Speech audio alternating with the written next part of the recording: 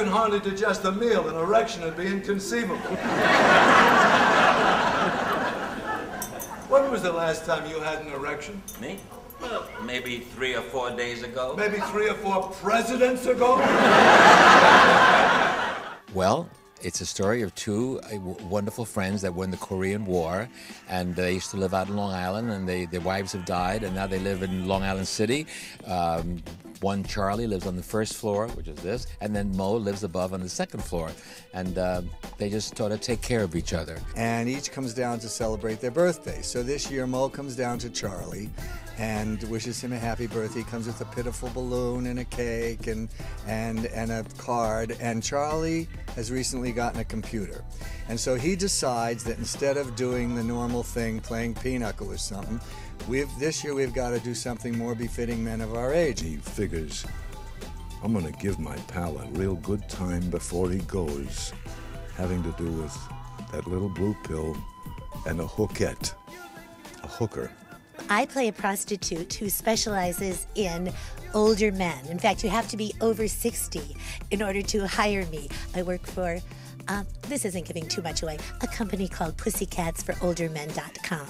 I'm also of a certain age, and so I have to deal with the fact that my days are numbered as a prostitute. And then I meet these two guys, and I think they teach me quite a few things, and I teach them some things too. It's sort of like almost improv a little bit, but not really. There's shtick, there's burlesque, you might say. There's musical comedy. So we're many styles. I don't think you could really. I think it's a little thing in its own right. You know what I'm saying? Because of the title, Viagara Falls, people think it's a straight bang-out comedy, which it is not. It has a great deal of humor in it, but it also has a lot of poignancy because the two seniors really care for each other. I mean, I could go so far as to say it's a love story between the two guys. They care for each other that much. It celebrates life and age in a way. They're never feeble, they have energy and everything, but we go through all the things that maybe worry each other. And it's good. We're never dirty, we're only risque, and it seems to work well. To tell you the truth, I was concerned, for instance, when my mother-in-law was coming. I was like, oh boy, I was so nervous. I was like, I don't want to offend her. But it never crosses that line. It's naughty, and, you know, it makes you giggle and everything, but it never gets ooky. The audiences have been incredibly wonderful.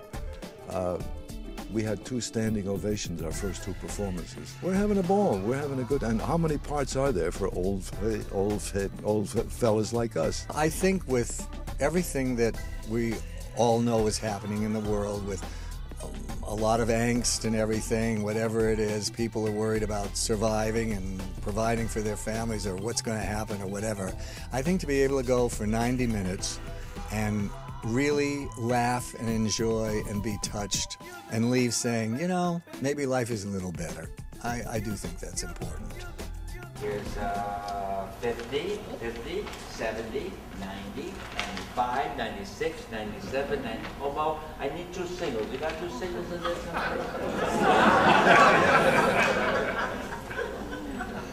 I got 1 single. Well, I got some loose change. Here's 25. But I need another quarter. Mo, you got another quarter in there? I got another quarter, but I'm saving it for the washing machine.